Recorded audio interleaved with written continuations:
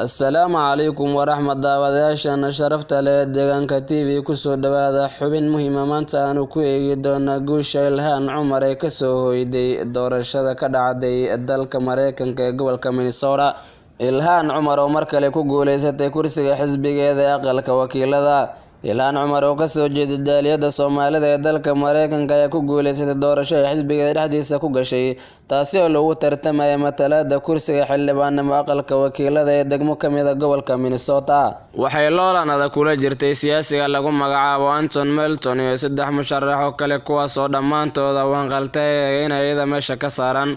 Dhowrkii maalmood ee ugu dambeeyay Ilhaan kala kulmaysay cadaadis xooggan iyo dhaleecayn inta badan looga jeedinayo baraha bulshada, laakiin taageerayaasha xisbiga ayaa mar kale Ilhaan u xushay inay difaacato kursiga degmada shanaad ee Minnesota marka la gaaro doorashada Mareykanka oo dhacaysa bisha November.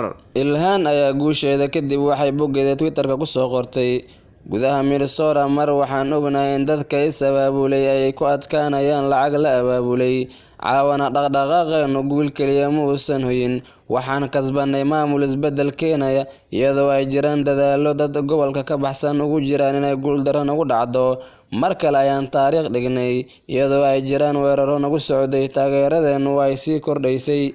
Anthony Melton oo ah ninka sida weyn ugu xusul duubay inuu Ilhaan kursiga ka faramaroojisto ayaa la sheegay inuu isticmaalay lacago aad u fara badan. Lacagta badan uu urursaday ololihiisa doorashada awgeed ayaa ninka loo saadaalinayo inuu ku guuleysan doono Ilhaan ka guuleysan doono. Wuxuu iibsaday inta badan xayeysiimihii warbaahinta gobolka Minnesota, taasi oo cabsi gelisay taageerayaasha Ilhaan. Musharaxiinta kale ayaan helin codad aad u badan.